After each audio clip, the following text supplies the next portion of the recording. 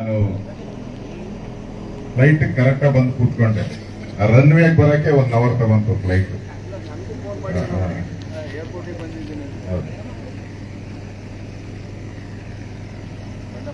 ಕಾಶಪ್ಪ ಅವರು ತಾನೇ ಮಾತಾಡಿದ್ದಾರೆ ತಮ್ಮನ್ನು ಉದ್ದೇಶಿಸಿ.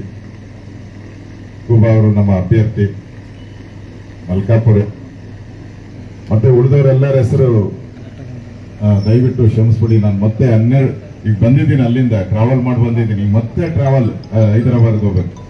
ಈ ಕಾರ್ಯಕ್ರಮಕ್ಕೋಸ್ಕರ ಬಂದಿದ್ದೀನಿ. ನಾನು ಬಂಡಪ್ಪ ಅವರು ನಾವು ಕೂತ್ ಮಾತಾಡಿದ್ರಿ ಇವತ್ತು.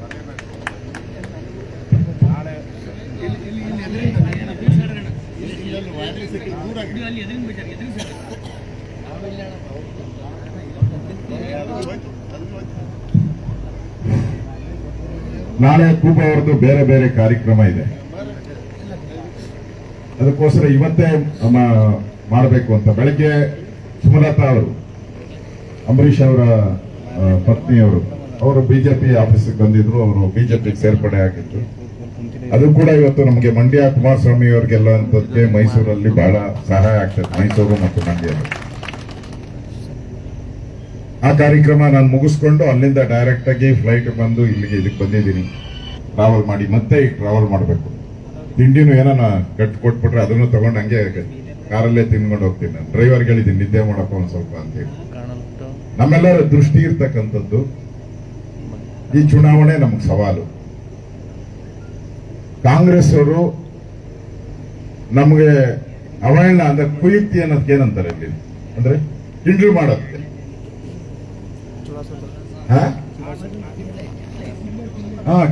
ಕಿರಿಕ್ ಮಾಡಕ್ಕೆ ಕಾಯ್ತಾ ಇದ್ದಾರೆ. ಏನಪ್ಪಾ ಬಿಜೆಪಿಯವರು ಜೆಡಿಎಸ್ ಒಂದಾಗಿ ಏನ್ ಮಾಡ್ಬಿಟ್ರು ಇವರು? ಎಷ್ಟು ವೋಟ್ ತಗೊಂಡ್ರು? ಬೀದರಲ್ಲಿ ಎಷ್ಟು ವೋಟ್ ಬಂತು ಇವ್ರಿಗೆ? ಕಳೆದ ಬಾರಿ ಕುಬಾ ಅವರು 1,25,000 ಲೀಡರ್ ಗೆದ್ದಿದ್ರು. ಜೆಡಿಎಸ್ಗೂ ಕೂಡ ಅಷ್ಟೇ ವೋಟ್ ಬಂದಿತ್ತು. ಈಗ ಅದು 2 ಸೇರಿದ್ರೆ 2.5 ಲಕ್ಷ ವೋಟು ಎಕ್ಸ್ಟ್ರಾ ಆಗ್ತದೆ. ಕರೆಕ್ಟಾ? ಅದಾಗಿಲ್ಲ ಅಂದ್ರೆ ಅವರು ಕಿಂಡಲ್ ಅಂತಾನೆ ಅಂತಾರೆ. ಅದಕ್ಕೆ ನಾವು ಅವಕಾಶ ಕೊಡಬಾರ್ದು. ಬಂಡಪ್ಪ ಅವರು ಹೇಳಿದ್ರು, ನೀವ್ ಯಾವ್ದು ಗೆಲ್ತೀರಾ ಹೇಳಿ ಅಂತ. ಕಳೆದ ಬಾರಿ ಅವ್ರು ಒಂದೇ ಒಂದು ಗೆದ್ದಿದ್ರು, ಡಿ ಕೆ ಸುರೇಶ್ ಅವರು, ಡಿ ಕೆ ಶಿವಕುಮಾರ್ ಅವ್ರ ತಮ್ಮ, ಒಂದೇ ಗೆದ್ದಿದ್ದು ಕರ್ನಾಟಕದಲ್ಲಿ ಅವರು. ಇನ್ನೊಂದು ರೇವಣ್ಣ ಅವ್ರ ಮಗ ಗೆದ್ದಿದ್ದು, ಅದ್ ಬಿಡಿ. ಅದು ನಾವು ಅಲಯನ್ಸ್ ಇರೋದ್ರಿಂದ ಅದು ನಮ್ದು ಆಯ್ತು. ಅಲ್ಲಿಗೆ 28ರಲ್ಲಿ 27 ನಾವು ಗೆದ್ದಿದ್ರಿ. ಎಷ್ಟು? 28ರಲ್ಲಿ 27 ಗೆದ್ದಿದ್ರಿ ನಾವು. ಈಗ ಅದು ಒಂದೇ ಒಂದು ಗೆದ್ದಿದ್ದು. ಈಗ ನೀವೇ ನಾನೇನು ಹೇಳೋದು ಬೇಡ, ಈಗ ನೀವೇ ದಿನ ನೋಡ್ತಾ ಇದ್ದೀರಾ. ಅಲ್ಲಿ ಯಾರನ್ನ ಬೆಟ್ ಕಟ್ಟಕ್ ರೆಡಿ ಇದಾರ? ಯಾರು ಕಟ್ಟಕ್ ರೆಡಿ ಇಲ್ಲ, ಕಟ್ತಾನೂ ಇಲ್ಲ ಯಾರು. ಯಾಕಂದ್ರೆ ನಾರ್ಮಲ್ ಎಲ್ಲ ಬೆಟ್ಟಿಂಗ್ಸ್ಗಳು ಮಾಡ್ತಾರೆ, ತಪ್ಪದು. ಅದು ನಡೀತಾವಲ್ಲ, ಅಲ್ಲ ಯಾರು ಇಲ್ಲ. ಎಲ್ಲರೂ ಡಾಕ್ಟರ್ ಮಂಜುನಾಥ್ ಅವರು ಗೆಲ್ತಾರೆ ಗೆಲ್ತಾರೆ ಗೆಲ್ತಾರೆ ಗೆಲ್ತಾರೆ ಹಿಂಗೆ ಹೇಳ್ತಾ ಇದ್ದಾರೆ. ಯಾರನ ಆಗ್ಲಿ, ಇಲ್ಲಿ ಮೀಡಿಯಾದವರು ಇದ್ದಾರೆ, ನನ್ನ ಸ್ನೇಹಿತರು ಇಲ್ಲಿ ಯಾರನ ಇದ್ದಾರೆ. ಡಾಕ್ಟರ್ ಮಂಜುನಾಥ್ ಬಗ್ಗೆ ಇವಾಗ ನನ್ನ ಬಗ್ಗೆ ಮೈನಸ್ ಹೇಳ್ಬೋದು ನೀವು, ಇವ್ರ ಬಗ್ಗೆ ಮೈನಸ್ ಹೇಳ್ಬೋದು. ಅವ್ರ ಹಂಗೇರಿ, ಇವ್ರ ಹಿಂಗೇರಿ, ನಾನು ಸರಿ ಇಲ್ಲ ಅಶೋಕ್ ಹೇಳ್ಬೋದು. ಡಾಕ್ಟರ್ ಮಂಜುನಾಥ್ ಬಗ್ಗೆ ಒಂದೇ ಒಂದು ಯಾರಾದ್ರೂ ಅವ್ರ ಯೋಗ್ಯತೆಗೆ, ಕಾಂಗ್ರೆಸ್ ಅವ್ರ ಯೋಗ್ಯತೆಗೆ, ಅವ್ರಿಗೆ ಮಾನ ಮರ್ಯಾದೆ ಏನಾನೈತ್ರೆ ಒಂದೇ ಒಂದು ಅವ್ರ ಮೇಲೆ ಏನಾನ ಅಪಾದನೆ ತೋರಿಸಿ. ಅವ್ರು ಒಂದೇ ಒಂದು. ಇಡೀ ರಾಜ್ಯದಲ್ಲಿ ಇವತ್ತು ಎಷ್ಟೊಂದು ಆಸ್ಪತ್ರೆಗಳು ಮಾಡಿದ್ದಾರೆ ಹೃದಯಕ್ಕೆ ಸಂಬಂಧಪಟ್ಟಂತೆ. ಎಷ್ಟೊಂದು ಮೊದಲು ಒಂದೇ ಜಯದೇವ, ಒಂದೇ ಒಂದು ಬೆಂಗಳೂರಲ್ಲಿ ಚಿಕ್ಕದಾಗಿತ್ತು. ಇವತ್ತು 1000 ಜನಕ್ಕೆ ಆಸ್ಪತ್ರೆಯಲ್ಲಿ 100,000 ಬೆಡ್ಗಳನ್ನು ಮಾಡಿದ್ದಾರೆ. ಮೈಸೂರಲ್ಲಿ ಮಾಡಿದ್ದಾರೆ, ಇದರಲ್ಲಿ ಹುಬ್ಳಿಯಲ್ಲಿ ಮಾಡಿದ್ದಾರೆ, ಕಲಬುರಗಿಯಲ್ಲಿ ಮಾಡಿದ್ದಾರೆ. ಒಬ್ಬ ವ್ಯಕ್ತಿ ಯಾರಾದ್ರೂ ಅವ್ರ ಬಗ್ಗೆ ನೋಡಿದ್ರೆ ಟಿವಿಯಲ್ಲಿ ಆಗಲಿ ಪತ್ರಿಕೆಯಲ್ಲಿ ಅವ್ರ ಬಗ್ಗೆ ಕಾಮೆಂಟ್ ಮಾಡಕ್ಕಾಗ್ಲೇ ಇಲ್ಲ. ಡಿ ಕೆ ಸುರೇಶ್ ಬಗ್ಗೆ 100 ಕಾಮೆಂಟ್ ಜನಗಳೇ ಮಾಡ್ತಾ ಇದ್ದಾರೆ. ರೌಡಿ ಅವರು, ಹಂಗೆ ಇದು ಹಂಗೆ ಕೆಲಸ ಮಾಡಲ್ಲ, ಹೊರಟಾಗಿ ನಡ್ಕೊಂತಾರೆ. ಪಾರ್ಲಿಮೆಂಟ್ ಅಲ್ಲಿ ಒಂದಿನ ಇತ್ತು, ಏನಪ್ಪ ಒಂದಿನ ಮಾತಾಡಿಲ್ಲ ಪಾರ್ಲಿಮೆಂಟ್.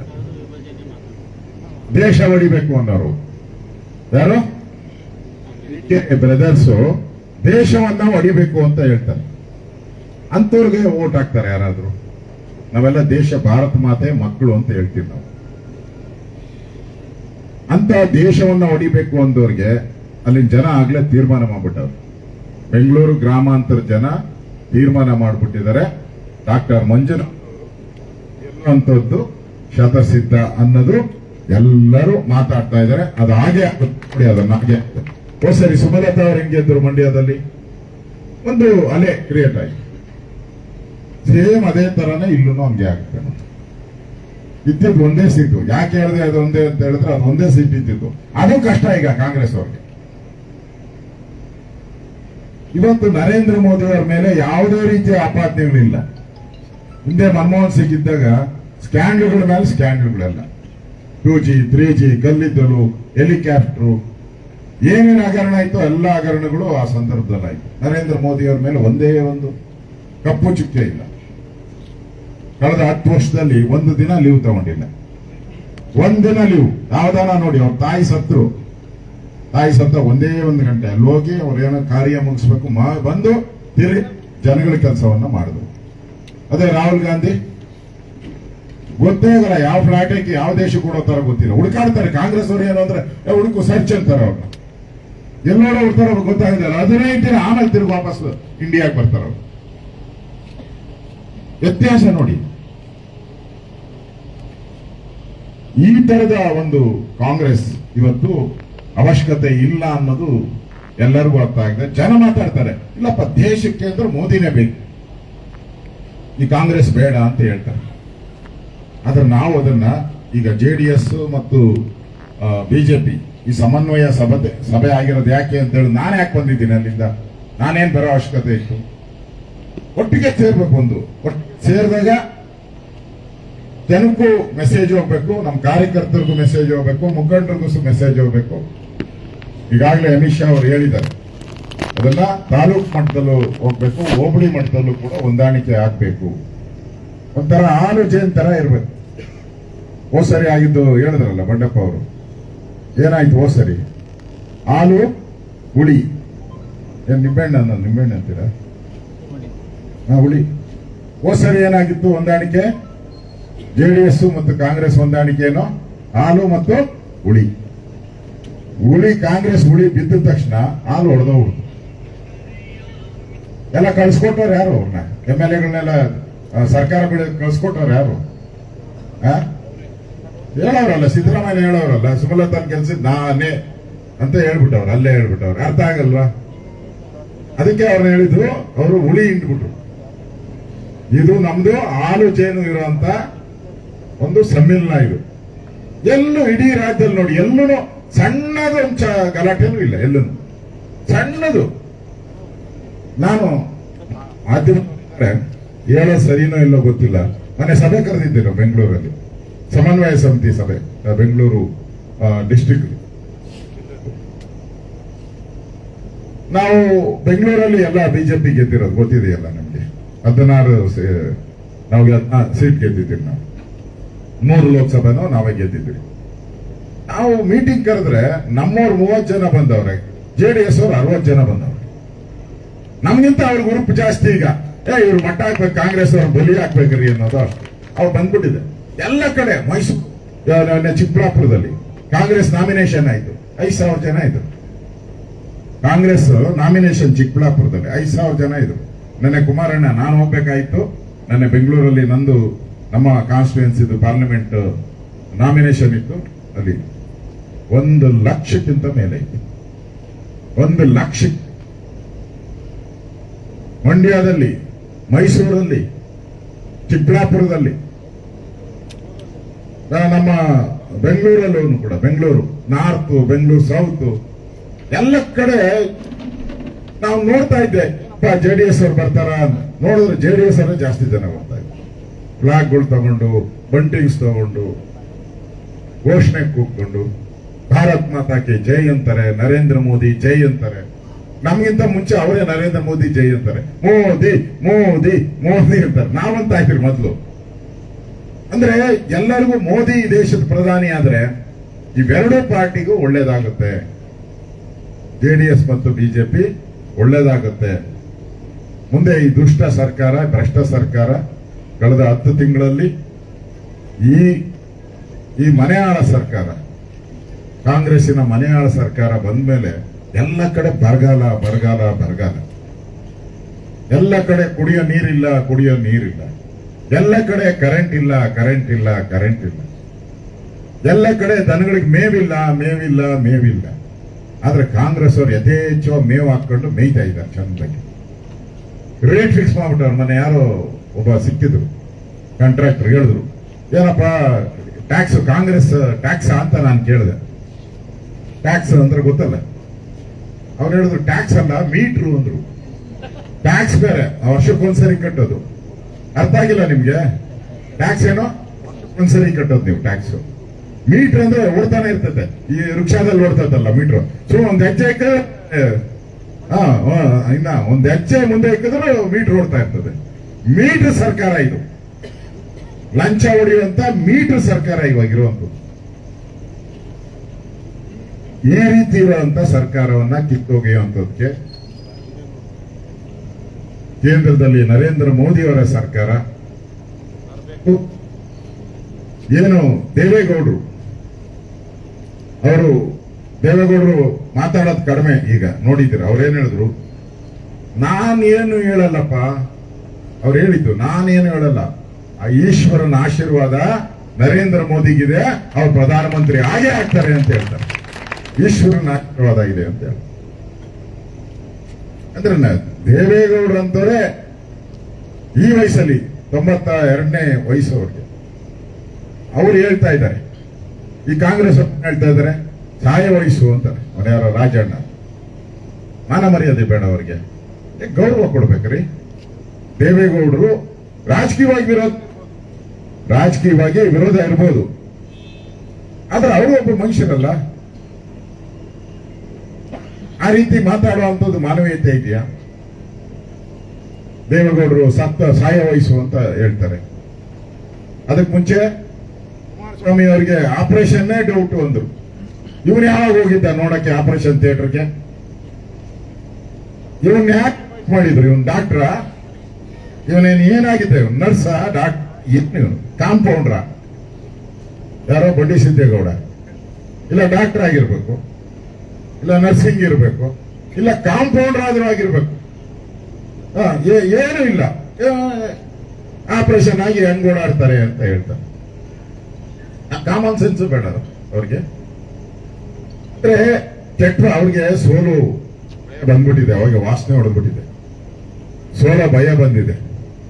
ಅವರು ಮೊನ್ನೆ ಸಿಕ್ಕದಾಗ ಹೇಳ್ತಾ ಇದ್ರು, ಈ ವಿಧಾನಸಭಾ ಪಡಸಾಲೆಯಲ್ಲಿ ಒಳಗಡೆ ಆದ್ಮೇಲೆ ಅಲ್ಲಲ್ಲಿ ಕಾಫಿಗೆಲ್ಲ ಕೂತ್ಕೊಂತಾರಲ್ಲ, ಕಾಫಿ ಕೂತ್ಕೊಂಡಾಗ ಹೇಳ್ತಾ ಇದ್ರು ಎಷ್ಟು ಭಯ ಬಿದ್ದಿದ್ದಾರೆ ಅಂದ್ರೆ, ಈ ಜೆಡಿಎಸ್ ಅವರು ಬಿಜೆಪಿ ಅವರು ಒಂದಾಗಬಾರ್ದಾಯ್ತು. ಜೆಡಿಎಸ್ ಅವ್ರಿಗೆ ಅಲ್ಲಿ MLA ಇದ್ರು ಕರೆದು, ಯಾಕೋ ಅವ್ರು ಗೊತ್ತಲ್ಲ ಸಿದ್ದರಾಮಯ್ಯ ಏಕವಚನದಲ್ಲೇ ಮಾತಾಡೋದು, ಯಾಕೋ ಹೋಗಿ ಬಿಜೆಪಿ ಅವ್ರ ಜೊತೆ ಹೊಂದಾಣಿಕೆ ಮಾಡಿಬಿಟ್ರಿ, ಹೇಳಕ್ಕಾಗಿಲ್ಲ ನಿಮ್ ಪಾಸ್ಗೆ ಅಂತ. ಇಲ್ಲಿ ಬಿಜೆಪಿ ಬಂದ್ಬಿಟ್ರು, ಬಿಜೆಪಿ MLA ಹತ್ರ ಬಂದ್ಬಿಟ್ಟು ಜೆಡಿಎಸ್ ಜೊತೆ ಯಾಕೆ ಮಾಡ್ಕೊಂಡ್ರಿ, ಹೇಳಕ್ಕಾಗಲ್ವ ನಿಮ್ ಬಾಸ್ಗೆ ಅಂದ್ರೆ. ಜೆಡಿಎಸ್ ಬಿಜೆಪಿ ಹೊಂದಾಣಿಕೆ ಆಗಿರೋದು ಅವ್ರಿಗೆ ಹೊಟ್ಟೆಯಲ್ಲಿ ಅದೇ ತರಲ್ಲ, ಜಾಪಾಳ್ ಕೊಟ್ಟೈತೆ ಅವ್ರಿಗೆ. ಜಾಪಾಳ್ ಮಾತ್ರೆ ಹಾಕೊಂಡಂಗ, ಜಾಪಾಳ್ ಮಾತ್ರೆ ಕರೆಕ್ಟಾ? ಹಾಕೊಂಡಂಗ ಇರಕ್ ಆಗ್ತಾ ಇಲ್ಲ. ದಿನ ಬೈತಾರೆ ನೋಡಿ. ಈಗ ಅವ್ರ ಆರೋಗ್ಯ ಹೆಂಗಿದ್ರೆ ದೇವೇಗೌಡರನ್ನ ಯಾಕೆ ಬೈಬೇಕು, ನರೇಂದ್ರ ಮೋದಿನ ಯಾಕೆ ಬೈಬೇಕು, ಕುಮಾರಸ್ವಾಮಿ ಅವರು ಯಾಕೆ ಬೈಬೇಕು? ಬೈ ಅವಶ್ಯಕತೆ ಇಲ್ಲ, ನಾವು ಗೆಲ್ತೀರಪ್ಪ ಬಿಡು, ಯಾರ ಲೆಕ್ಕಕ್ಕೆ ಇಲ್ಲ ಅಂತ ಹೇಳ್ಬೋದು. ಯಾಕೆ ಬೈತಾರೆ ಅಂದ್ರೆ, ಯಾವಾಗ ಸೋಲಿನ ಭೀತಿ ಬರ್ತದೋ ಅವಾಗೇ ಬೈಯೋದು ಜಾಸ್ತಿ. ಈ ಸೋಲಿನ ಭೀತಿ ಬಂದ್ಬಿಟ್ಟಿದೆ ಅವರಿಗೆ. ಅದಕ್ಕೆ ಉಪಯೋಗವನ್ನ ಮಾಡಬೇಕು. JDS ಸಣ್ಣ ಪುಟ್ಟ ಏನಾದ್ರೂ ಸಮಸ್ಯೆ ಬಂದ್ರೂ ಕೂಡ ನಮ್ಮದಲ್ಲೇ ನಾವು ಮಾತಾಡ್ಬೇಕು. ನಾವೇ ಅಲ್ಲಲ್ಲೇ ಕೂತ್ಕೊಂಡು ತೀರ್ಮಾನ ಮಾಡಬೇಕು. ಬರ್ತದೆ ಚುನಾವಣೆ ಬಂದಾಗ ಒಂದು ಪಾರ್ಟಿಯಲ್ಲೂ ಕೂಡ ಪಟ್ಟ ಸಮಸ್ಯೆಗಳು ಬರ್ತದೆ. ನನಗೆ ಇನ್ಚಾರ್ಜ್ ಕೊಟ್ಟಿಲ್ಲ, ನನ್ನ ಕಾರ್ ಮೇಲೆ ಹತ್ತಿಸಿಲ್ಲ, ನನ್ನ ರಥದಲ್ಲಿ ಕೂತಿಸಿಲ್ಲ, ನನ್ನ ಇದರಲ್ಲಿ ಫೋಟೋ ಇಲ್ಲ, ಪರ್ಮಿಷನ್ ಗಾಡಿ ಕೊಟ್ಟಿಲ್ಲ, ಅವ್ರಿಗೊಂದು ಗಾಡಿ ಕೊಟ್ಟಿದ್ದಾರೆ, ಅವ್ರಿಗೆ ಒಂದು ಗಾಡಿ ನಮ್ಗೇನು ಕೊಟ್ಟೇ ಇಲ್ಲ. ಇದು ಹಂಗಲ್ಲ, ಇದು ಎಲ್ಲ ಹೊಟ್ಟೆ ಒಳಗೆ ಹಾಕೊಂಡ್ಬೇಕು. ಎಲ್ಲ ಹೊಟ್ಟೆ ಒಳಗೆ ಹಾಕೊಂಡು ನೀವೇ ತೀರ್ಮಾನ ಮಾಡ್ಬೇಕು. ಎಲ್ಲ ತರದಾದ್ರೆ ಇಮಿಡಿಯೇಟ್ ಕೂತ್ಕೊಂಡು ಅದನ್ನ ಸರಿಪಡಿಸೋ ಜವಾಬ್ದಾರಿ ನಿಮ್ಮ ಮೇಲೇನೆ. ಅದಕ್ಕೋಸ್ಕರ ಮೀಟಿಂಗ್ ಏನ್ ಕರೆದಿರೋದು, ಸಮನ್ವಯ ಸಮಿತಿ ಇದು. ಒಬ್ಬರಿಗೊಬ್ಬರು ಪರಿಚಯ ಆಗ್ಲಿ. ಹಿಂದೆ ಆಗಿತ್ತಲ್ಲ ಕಾಂಗ್ರೆಸ್ ಜೆಡಿಎಸ್ ಆಗೋದು, ನಾನೊಂದು ತೀರ ನೀನೊಂದು ತೀರ ಅಂತ ಇತ್ತು ಹಿಂದೆ. ನಾನೊಂದು ತೀರ ನೀನೊಂದು ತೀರ. ಕುಮಾರಸ್ವಾಮಿ ಅವರು ಒಳಗಡೆ ಕ್ಯಾಬಿನೆಟ್ ಮೀಟಿಂಗ್ ಮಾಡೋದು, ಆಚೆ ಪಡಸಾಲೆ ಬಂದ ತಕ್ಷಣ ಪ್ರೆಸರ್ ಅಂತ್ಕೊಂಡು ನನ್ನ P1 ತರ ನಾನು ನಡ್ಸ್ಕೊಂತ ಇದ್ದಾರೆ. ಕ್ಲರ್ಕ್ ತರ ಇದ್ದೀನಿ ಇಲ್ಲಿ ಈ ಸರ್ಕಾರದಲ್ಲಿ. ಯಾರೋ ಮುಖ್ಯಮಂತ್ರಿ ಸರ್ಕಾರ ಮಾಡೋವಾಗ ಮುಖ್ಯಮಂತ್ರಿ ಹೇಳ್ತಾ ಇದ್ರು, ನಾನು ಕ್ಲರ್ಕ್ ಇಲ್ಲಿ, ನಂದೇನು ನಡೆಯಲ್ಲ ಇಲ್ಲಿ ಅಂತ ಹೇಳ್ತಾ ಇದ್ರು. ಅದೇ ಕುಮಾರಸ್ವಾಮಿ ಅವರು ಮೊನ್ನೆ ನಮ್ ಜೊತೆ ಪ್ರೆಸ್ ಮೀಟ್ ಮಾಡೋವಾಗ ಹೇಳಿದ್ರು, ನನಗೇನಾದ್ರು ಅವ್ರು ಹೇಳಿದ್ ನಾನು ಹೇಳ್ತಾ ಇದ್ದೀನಿ. ನೀವು ನನ್ನ ಜೀವನದಲ್ಲಿ ನಾನು ಮುಖ್ಯಮಂತ್ರಿ ಅಂತ ಒಂದು ದೊಡ್ಡ ಇಮೇಜ್ ಇಡೀ ದೇಶದಲ್ಲಿ, ಗ್ರಾಮ ವಾಸ್ತವ್ಯ, ರೈತರ ಸಾಲ ಮನ್ನಾ, ಇಡೀ ಕರ್ನಾಟಕದಲ್ಲಿ ಒಳ್ಳೆಯ ಮುಖ್ಯಮಂತ್ರಿ ಕುಮಾರಸ್ವಾಮಿ ಅಂತ ಹೆಸರು ಬಂದಿತ್ತು. ಅದು ಬಿಜೆಪಿ ಕಾಲದಲ್ಲಿ ಯಡಿಯೂರಪ್ಪನವರು ಉಪಮುಖ್ಯಮಂತ್ರಿಗಳಾಗಿದ್ರು. ಅವ್ರು ಹೇಳಿದ್ರು 79 ಸೀಟ್ ಇದ್ರು, ಯಡಿಯೂರಪ್ಪನವರು ನಮ್ಮನ್ನ ಬಿಟ್ಟರು. ನಾನು ಫಸ್ಟ್ ಟೈಮ್ ಹೆಲ್ತ್ ಮಿನಿಸ್ಟರ್ ಆಗಿದ್ದೆ, ಬಂಡೆಪ್ಪ ಅವರು ಅವಾಗ ಮಿನಿಸ್ಟರ್ ಆಗಿದ್ರು. ಒಂದಿನ ಏನ್ ಸಮಸ್ಯೆ ಆಗಿಲ್ಲ, ಒಂದಿನನು. ಕೆಲವು ಸರಿ ನಾನೇ ಅಂದ್ರೆ ನಾನು ಹೆಲ್ತ್ ಮಿನಿಸ್ಟರ್ ಅಂದ್ರೆ ನಾನು DHOಗಳ ಮೀಟಿಂಗ್ ಕರಿಬಹುದು. DHOಗಳದ ಮೀಟಿಂಗ್ ನನಗೆ ಅಧಿಕಾರ ಇರೋದು. ನಾನು ಒಂದ್ಸರಿ DC ಮೀಟಿಂಗ್ ಕರೆದ್ಬಿಟ್ಟೆ. DC ಮತ್ತು CO ಜಿಲ್ಲಾ ಪಂಚಾಯತಿ CO ಅವ್ರ ಮೀಟಿಂಗ್ ನನ್ಗೆ ಗೊತ್ತಿರಲಿಲ್ಲ. ಹೊಸದಾಗಿ ನಾನು ಮಂತ್ರಿ ಅಲ್ಲ, ಖುಷಿ ಕರೆದ್ಬಿಟ್ಟಿದ್ದೆ. ಆಮೇಲೆ ಕರೆದಾಗಿತ್ತು, ಮೀಟಿಂಗ್ ಹೋಗಿ ಕೂತ್ಕೊಂತೀನಿ. ನಮ್ಮ ಚೀಫ್ ಸೆಕ್ರೆಟರಿ ಹೇಳಿದ್ರು, ಸರ್ ನಿಮ್ಗೆ ಕರೆಯಕ್ಕೆ ಹಂಗೆ ಪ್ರಾವಿಷನ್ ಇಲ್ಲ ಸರ್, ಅದು CM ಮಾತಾಡ್ದೆ. ನಾನು ಕುಮಾರಣ್ಣನ ಫೋನ್ ಮಾಡಿದೆ, ಅಣ್ಣ ಹಿಂಗ ಆಗ್ಬಿಟ್ಟೈತೆ ಬ್ರದರ್. ಅವ್ರು ಗೊತ್ತಲ್ಲ ಹಂಗೆ ತಾನೆ ಮಾತಾಡೋದು. ಬ್ರದರ್ ಏನು ತಲೆ ಕೆಡ್ಸ್ಕೊಂಬೇಡ, ಕರೆದು ಬಿಟ್ಟಿದೀಯಾ, ಏನ್ ಕರೆದಿದ್ಯಾ, ಒಳ್ಳೇದಕ್ಕೋಸ್ಕರ ಕರೆದಿದ್ಯಾ. ಅವಾಗ ಇದಿತ್ತು ಕಾಯಿಲೆ, ಡೆಂಗು ಅಲ್ಲ, ಚಿಕನ್ ಗುನಿಯಾ, ಸಖತ್ ಕಾಯಿಲೆ ಇಡೀ ರಾಜ್ಯದಲ್ಲಿ ಹಬ್ಬಿಟ್ಟಿತ್ತು. ಒಳ್ಳೆ ಕೆಲಸಕ್ಕೆ ಕರೆದಿದ್ಯಾ, ನಂದು ಅದನ್ನು ಕಾನೂನು ತಪ್ಪದು. ನಿನಗೂ ಒಳ್ಳೆ ಕೆಲಸಕ್ಕೆ ಕರೆದಿದ್ಯಾ, ನಿನಗೂ ಒಳ್ಳೇದಾಗಬೇಕು. ನಾನು ನನ್ನ ಮೀಟಿಂಗ್ ಎಲ್ಲ ಫಿಕ್ಸ್ ಆಗ್ಬಿಡುತ್ತೆ ಬ್ರದರ್. ನಾನು ಬಂದ್ಬಿಟ್ಟು ಒಂದೇ ನಿಮಿಷ ನಿಮ್ ಮೀಟಿಂಗ್ ಅಲ್ಲಿ ಕೂತ್ಕೊಂಡು, ನೋಡಪ್ಪ ಇದು ಮೀಟಿಂಗ್ ನಾನೇ ಕರೆದಿರೋದು, ಇದನ್ನ ಕಂಟಿನ್ಯೂ ಮಾಡ್ತಾರೆ ಅಂತ ಹೇಳ್ಬಿಟ್ಟು ಹೊರಟೋಗ್ತೀನಿ ಅಂತ. ಯಾರನ್ನ ಹಿಂಗ್ ಹೇಳ್ತಾರನಪ್ಪ? ಇದೇ ಕಾಂಗ್ರೆಸ್ DK ಶಿವಕುಮಾರ್ ಆಗಿದ್ರೆ ಹೇಳಾರ ಅವ್ರ ಅಲ್ಲೇ ಉಳಿ ಹಿಂಡ್ಬಿಟ್ಟು ಹೊಟ್ಟೋಗ್ಬಿಡೋದು. ಇದೇ ಸಿದ್ದರಾಮಯ್ಯ ಬಿಡೋರ ಬೆಂಕಿ ಹಚ್ಚಿಬಿಟ್ಟು ಹೊಟ್ಟವ್ರು. ಪೆಟ್ರೋಲ್ ಇಲ್ದಿರ ಹಚ್ತಾರೆ ಬೆಂಕಿ ಸಿದ್ದರಾಮಯ್ಯ. ಒಂದ್ ನಿಮಿಷ ಬಂದು ಮಾತಾಡೋದು ಅಂದ್ರೆ ಯಾವ ರೀತಿ ಹೊಂದಾಣಿಕೆ ಇತ್ತು ಅಂತ ಹೇಳ್ತಾ ಇತ್ತು. ಈಗ ಮತ್ತೆ ಅದೇ ರೀತಿ ಹೊಂದಾಣಿಕೆ ಆಗ್ಬೇಕು. ರಾಜ್ಯದಲ್ಲೂ ಕೂಡ ಬಿಜೆಪಿ ಮತ್ತು JDS ಪಕ್ಷ ಮುಂದೆ ಬರುವಂತ ಸರ್ಕಾರದಲ್ಲಿ, ಕರ್ನಾಟಕದಲ್ಲೂ ಕೂಡ ಬಿಜೆಪಿ JDS ಸರ್ಕಾರನೇ ಬರಬೇಕು. ದೇಶದಲ್ಲಿ NDA ಸರ್ಕಾರನೇ ಬರಬೇಕು. ದೇಶಕ್ಕೆ ಒಳಿತಾ ಆಗ್ಬೇಕು, ರಾಜ್ಯಕ್ಕೆ ಒಳಿತಾ ಆಗ್ಬೇಕು. ಈ ಸಿದ್ದರಾಮಯ್ಯನವರು ಯಾವಾಗ ಬಂದವರು 2013ರಿಂದ 2017ವರೆಗೂ ಅವರೇ ಇದ್ದಿದ್ದು. ಅವಾಗ ನಾನು ರೆವಿನ್ಯೂ ಮಿನಿಸ್ಟರ್ ಅಲ್ಲ, ಅಷ್ಟು ನೋಡಿದೆ, ಮೊನ್ನೆ ಚೆಕ್ ಮಾಡಿದೆ. ಬರಗಾಲ 14, 15, 16 ಬರಗಾಲ. ಮತ್ತೆ ಯಡಿಯೂರಪ್ಪ 2008 ಮಳೆ 13ನೇ ಇಸ್ವಿ, 9, 10, 11, 12 ಮಳೆ. ಎಲ್ಲ ಕಡೆ ಪ್ರವಾಹ, ಎಲ್ಲ ಡ್ಯಾಮ್ಗಳು ತುಂಬವೆ, ಪವರ್ ಶಾರ್ಟೇಜೇ ಇಲ್ಲ. ಮತ್ತೆ ಈಗ ಬೊಮ್ಮಾಯಿ ಸರ್ಕಾರ, ಮತ್ತೆ ಮಳೆ. ಆ ದೃಷ್ಟಿಯಿಂದ ನಾನು ನಿಮ್ಮಲ್ಲಿ, ಯಾಕಂದ್ರೆ ನಾನು ಇನ್ನ ಫ್ಲೈಟ್ ಮತ್ತೆ ಹೈದರಾಬಾದ್ಗೆ ಹೋಗ್ಬೇಕು, ಅದಕ್ಕೋಸ್ಕರ ಬಂಡೆಪ್ಪ ಅವರು ಹೋಗ್ಬೇಕು. ಅದೇ ಫ್ಲೈಟ್ಗೆ ನಮ್ಮ ಬೆಳಗ್ಗೆ ಈ ಪ್ರೆಸ್ ಮೀಟ್ 11:30ಗೆ ಪ್ರೆಸ್ ಮೀಟ್ ಕರೆದ್ಬಿಟ್ಟಿದ್ದೀನಿ. ಅವರು ಮೈಸೂರಿಗೆ ಹೋಗ್ತಾ ಇದ್ದಾರೆ. ನಾನು ಕೈ ಮುಗಿದು ನಮ್ಮೆಲ್ಲ JDS ಬಾಂಧವರಿಗೆ, ನಮ್ಮ BJP ಎಲ್ಲ ಮುಖಂಡರಿಗೆ ಕೈ ಮುಗಿದು ಕೇಳ್ತೀನಿ, ಸಣ್ಣ ಪುಟ್ಟ ಗೊಂದಲನೂ ಬರಬಾರ್ದು. ಇಲ್ಲಿ ಕೂಬಾ ಅವ್ರು ನಿಂತಿಲ್ಲ, ಇಲ್ಲಿ ಕೂಬಾ ಅವ್ರ ಎಲೆಕ್ಷನ್ ನಿಂತಿಲ್ಲ. ಇದು ನರೇಂದ್ರ ಮೋದಿ ಕಮಲದ ಗುರುತು. ನರೇಂದ್ರ ಮೋದಿ ಮತ್ತು ಕಮಲ, ನಾವು ಹಾಕೋ ಓಟು ನರೇಂದ್ರ ಮೋದಿಗೆ ಹೋಗೋದು. ಅದನ್ನ ಮನಸ್ಸಲ್ಲಿ ಇಟ್ಕೊಂಡು ಇವರೊಂಥರ ಬ್ರ್ಯಾಂಡ್ ಅಂಬಾಸಿಡರ್ ಇದ್ದಂಗೆ ಅಷ್ಟೇ. ಭಗವಂತ ಖೂಬಾ ಅವರು ಒಂದು ಬ್ರ್ಯಾಂಡ್ ಅಂಬಾಸಿಡರ್, ಯಾರೋ ರಾಯಭಾರಿ. ಯಾರಿಗೆ? ನರೇಂದ್ರ ಮೋದಿಗೆ ರಾಯಭಾರಿ ಇವರು. ಆ ತರದ ಒಂದು ವಿಚಾರ ಇಟ್ಕೊಂಡು ನಾವೆಲ್ಲರೂ ಕೂಡ ಖೂಬಾ ಅವ್ರನ್ನ ಗೆಲ್ಲಿಸಬೇಕು. ನನ್ನ ಆತ್ಮೀಯ ಸ್ನೇಹಿತ, ನಮ್ಮೆಲ್ಲ ಶಾಸಕರು ಕೂಡ ಇಲ್ಲಿ ಕೂತಿರೋರು ಎಲ್ಲರೂ ಕೂಡ ನಾವು ಮನೆಗೆಲ್ಲ ತಿಂಡಿಗೆ ಹೋಗಿ ಎಲ್ಲ ಮಾತಾಡಿ ಬಂದಿದ್ದೀನಿ. ಈ ಕಡೆನೂ ಕೂಡ ಇವಾಗ ಹೊಸದಾಗಿ ನಮ್ಮವರೆಲ್ಲ ಬಂದಿದ್ದೀರಾ. ನಿಮ್ಮೆಲ್ಲರಿಗೂ ಕೈ ಮುಗಿತೀನಿ. JDS ಅವರು ಏನೇ ಇದ್ರು ಕೂಡ ಏನೇ ಇದ್ರು ಕೂಡ ಇನ್ಮೇಲೆ ಈ ಕಡೆ ದಯವಿಟ್ಟು ಯಾರು ಕೂತ್ಕೊಂಬೇಡಿ. ಇನ್ನೆಲ್ಲ ಎಲ್ಲ ಮಿಕ್ಸ್ ಹಾಕಿ ಕೂತ್ಕೊಂಬಿಡಿ. ಆ ಕಡೆ ಈ ಕಡೆ ಎಲ್ಲ ಕೂತ್ಕೊಂಬಿಡಿ. ನೋಡಿ ಎರಡನ್ನೂ ಹಾಕೊಂಡಿದ್ದೀನಿ ನಾವು.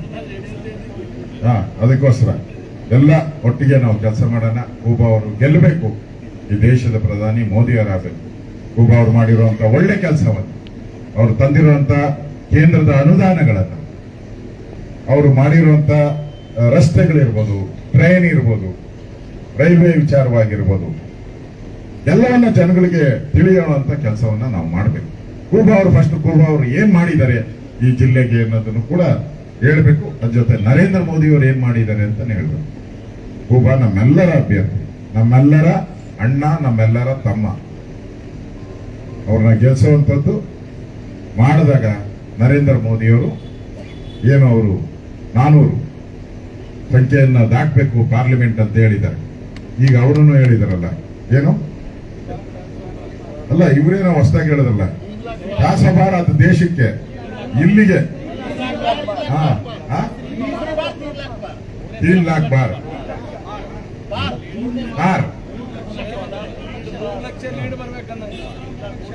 ಅವ್ರೇನ್ ಹೇಳೋರು ಅದೇ. ಅದಕ್ಕೆ ನಾನು ಕೈ ಮುಗಿದು ಮತ್ತೊಮ್ಮೆ ವಿನಂತಿ ಮಾಡ್ತೀನಿ. ಒಬ್ಬ ರಾಜ್ಯದ ವಿರೋಧ ಪಕ್ಷದ ನಾಯಕನಾಗಿ ನಾನು ಬಂದಿದ್ದೀನಿ. ಹಿಂದೆನೂ ಕೂಡ ಆ ಸರ್ಕಾರ ಇದ್ದಾಗ ಕೂಡ ನಾನು ಅವತ್ತು ಕೂಡ ಟ್ರಬಲ್ ಶೂಟರ್ ಆಗಿ ಕೆಲಸ ಮಾಡಿದ್ದೀನಿ.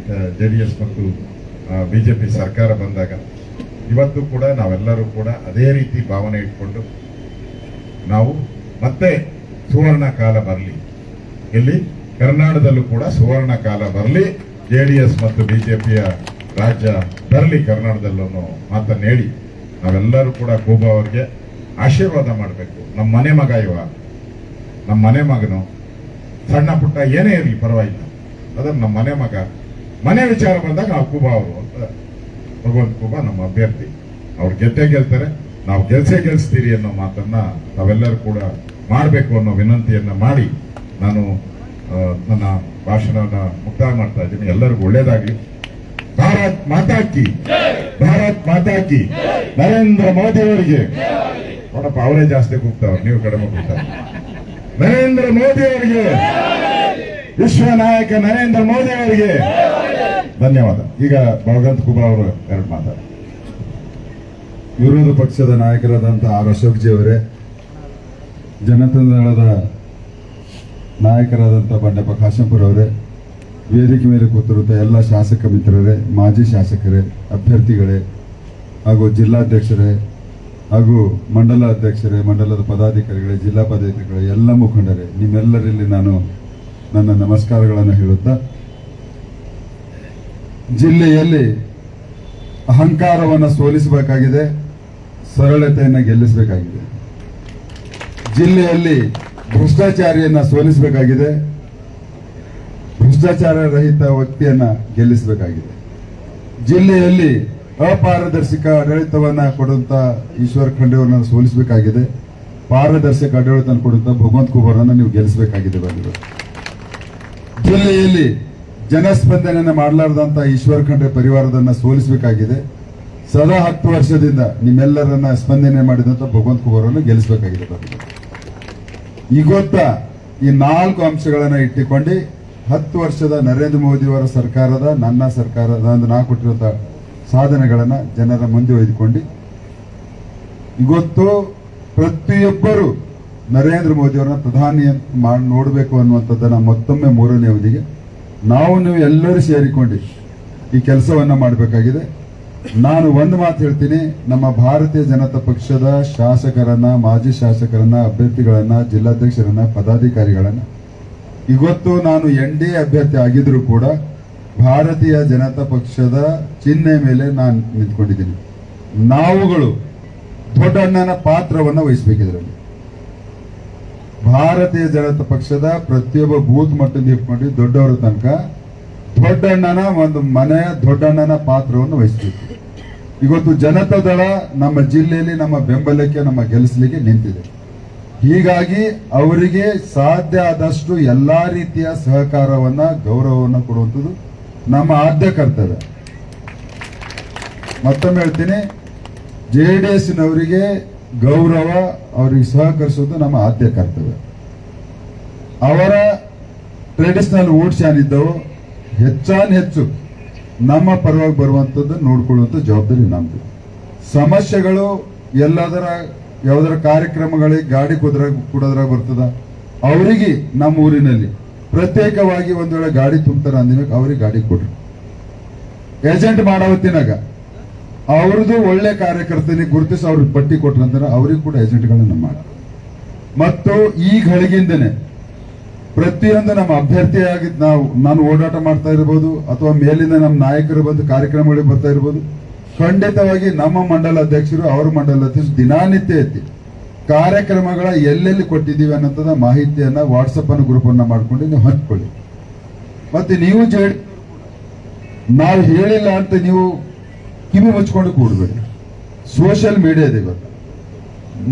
ನಿಮ್ಮ ಅಭ್ಯರ್ಥಿನೇ ನಾನಿದ್ದೀನಿ ಈಗ.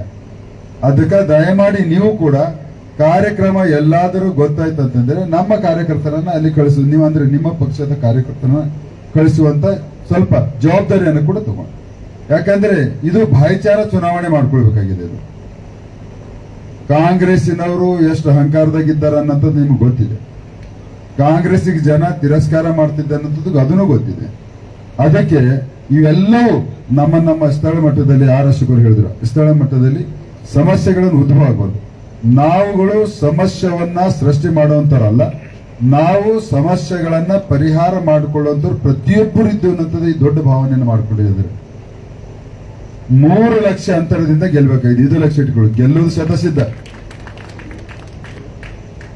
ಆದ್ರೆ 3 ಲಕ್ಷ ಅಂತರದಿಂದ ನಾವು ಗೆಲ್ಲಬೇಕಾಗಿದೆ. ಆವಾಗೆ ನಿಮ್ಮ ಎಲ್ಲ ಪರಿಶ್ರಮಕ್ಕೆ ಒಂದು ಫಲ ಸಿಕ್ಕಿದಂಗೆ ಆಗ್ತದೆ ಅನ್ನೋದು ನಾವು ವಿನಂತಿಯನ್ನು ಮಾಡ್ಕೊಳ್ತೀನಿ. ಮತ್ತು ಬಂಡೆಪ್ಪಣ್ಣ ಎಲ್ಲೇ ಸಮಸ್ಯೆಗಳು ಬಂದಿದ್ರಣ್ಣ ಅರ್ಧ ರಾತ್ರಿ ಫೋನ್ ಹಚ್ಚಿ, ನಮ್ಮ ಜಿಲ್ಲಾಧ್ಯಕ್ಷರು ಕೂಡ ಪ್ರೊಯಾಕ್ಟಿವ್ ಇದ್ದಾರೆ, ನಿಮ್ಮ ಜಿಲ್ಲಾಧ್ಯಕ್ಷರು ಕೂಡ ಪ್ರೊಯಾಕ್ಟಿವ್ ಇದ್ದಾರೆ, ನಮ್ಮ ಎಲ್ಲ ಅಧ್ಯಕ್ಷರು ನಮ್ಗೆಲ್ಲ ಬಹಳ 103 ಜನ ಇದ್ದಾರೆ. ಸಮಸ್ಯೆ ಬರಲಾಗತ್ತೆ ನೋಡ್ಕೊಂಡು ಒಟ್ಟಾರೆ ಚುನಾವಣೆ 3 ಲಕ್ಷ ಗೆಲ್ಲೋಣ ಅಂತ ಹೇಳಿ. ಮತ್ತು ಇವತ್ತ ನೀವೆಲ್ಲರೂ ಇಷ್ಟು ದೊಡ್ಡ ಸಂಖ್ಯೆಯಲ್ಲಿ ನಮ್ಮವರು ಕೂಡ ಇವತ್ತು 4:45 ಗಂಟೆಗೆ ಬಂದವ್ರೆ. ಅಂದ್ರೆ ಸಮಯ ಕೊಟ್ಟಿದ್ದೀವ 4:45 ಅಂತ ಅಣ್ಣ, ನೀವು ಬರ್ಲಿಕ್ಕೆ ಲೇಟ್ ಆಯ್ತು. ಪಾಪ ಅವ್ರ ಮನೆಯಲ್ಲಿ ಇಲ್ಲ ಕ್ಷಮಿಸೋದಲ್ಲ, ಅವ್ರ ಮನೆಯಲ್ಲಿ ಅವ್ರ ಕಾರ್ಯಕರ್ತರನ್ನ ಅವ್ರ ಮುಖಂಡರನ್ನ ತಗೊಂಡು ಕೂತಿದ್ದಾರೆ. ಆದ್ರೂ ಸಮಯಕ್ಕೆ ಈ ಕಾರ್ಯಕ್ರಮವನ್ನು ಯಶಸ್ವಿಯಾಗಿ ಮಾಡಿದ್ರಿ. ಹೀಗಾಗಿ ನಮ್ಮ ಬಿಜೆಪಿಯ ಎಲ್ಲ ಮುಖಂಡರಿಗೆ, JDS-ನ ಎಲ್ಲ ಮುಖಂಡರಿಗೆ ನನ್ನ ಕೈ ಮುಗ್ದಿ ಕೇಳ್ತೀನಿ, ಒಳ್ಳೆ ರೀತಿಯ ಸಹಕಾರವನ್ನು ಕೊಡಿ ಮತ್ತು ಈ ಕಾರ್ಯಕ್ರಮವನ್ನು ಯಶಸ್ವಿ ಮಾಡಿದ್ರೆ ನಿಮ್ಮೆಲ್ಲರಿಗೂ ಧನ್ಯವಾದ ಹೇಳಿ ನಾನು ಮಾತಿಗೆ ವಿರಾಮ ಕೊಡ್ತೀನಿ. ಧನ್ಯವಾದಗಳು. ವಂದನಾರ್ಪಣೆಯನ್ನು ಶಶಿಧರ ಹೊಸಳ್ಳಿ ಅವರು ನಡೆಸಬೇಕಂತ ಭಾರತೀಯ ಜನತಾ ಪಕ್ಷ ಹಾಗೂ ಜಾತ್ಯತೀತ ಜನತಾದಳದ ಸಮನ್ವಯ ಸಮಿತಿಯ ಈ ಒಂದು ಪ್ರಥಮ ಸಭೆಯ ಈ ಸಭೆಗೆ ಬೆಂಗಳೂರಿನಿಂದ ಆಗಮಿಸಿರುವಂತ ನಮ್ಮ ವಿರೋಧ ಪಕ್ಷದ ನಾಯಕರಾಗಿರುವಂತಹ ಆರ್ ಅಶೋಕಣ್ಣವರಿಗೂ ವಂದನೆಗಳನ್ನು ಸಲ್ಲಿಸುತ್ತೇನೆ. ಅದೇ ರೀತಿ ಭಾರತೀಯ ಜನತಾ ಪಕ್ಷದ ಜಿಲ್ಲಾಧ್ಯಕ್ಷರಾಗಿರುವಂತಹ ಸೋಮನಾಥ್ ಪಾಟೀಲ್ ಅಣ್ಣವರಿಗೂ ವಂದನೆಗಳನ್ನು ಸಲ್ಲಿಸುತ್ತೇನೆ. ಅದೇ ರೀತಿ ಜಾತ್ಯತೀತ ಜನತಾದಳದ ನಾಯಕರು ನಮ್ಮೆಲ್ಲರ ಹಿರಿಯರು ಆಗಿರುವಂತಹ ಬಂಡೆಪ್ಪ ಕಾಶಂಪುರ ಅಣ್ಣವರಿಗೂ ಕೂಡ ವಂದನೆಗಳನ್ನು ಸಲ್ಲಿಸುತ್ತೇನೆ. ಅದೇ ರೀತಿ ಎಲ್ಲ ಶಾಸಕರಿಗೂ ಹಾಗೂ ನಮ್ಮ ಅಭ್ಯರ್ಥಿಯಾಗಿರುವಂತಹ ಶ್ರೀ ಭಗವಂತ ಖೋಬಾ ಅವರಿಗೂ ವಂದನೆಗಳನ್ನು ಸಲ್ಲಿಸುತ್ತೇನೆ. ಅದೇ ರೀತಿ ಭಾರತೀಯ ಜನತಾ ಪಕ್ಷದ ಹಾಗೂ ಜನತಾದಳದ ಶಾಸಕರು, ಮಾಜಿ ಶಾಸಕರು, ಎಲ್ಲ ನಾಯಕರು ಎಲ್ಲರಿಗೂ ಕೂಡ ವಂದನೆಗಳನ್ನು ಸಲ್ಲಿಸಿ ವಂದನಾರ್ಪಣೆಯನ್ನು ಮುಗಿಸುತ್ತೇನೆ.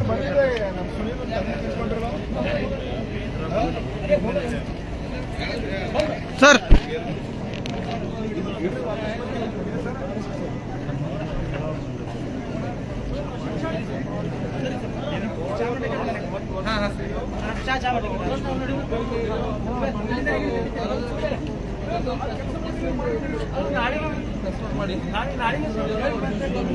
ದಯಮಾಡಿ ನಮ್ಮ ಪಕ್ಷದ ಜಿಲ್ಲಾ ಪದಾಧಿಕಾರಿಗಳಲ್ಲಿ ವಿನಂತಿಸುವುದೇನಂದ್ರ ನಾಳೆ ಜಿಲ್ಲಾ ಪದಾಧಿಕಾರಿ ಮೇಲ್ಪಟ್ಟ ಎಲ್ಲರೂ ಪಕ್ಷದ ಆಫೀಸಿಗೆ ನಾಳೆ ಸ್ಥಾಪನೆಯ ದಿನ ಇದೆ. ದಯಮಾಡಿ ಎಲ್ಲರೂ ಆಗಮಿಸ್ಬೇಕಂತ ಕಳಕಳಿಯಿಂದ ಕೇಳ್ಕೊಳ್ತೀವಿ.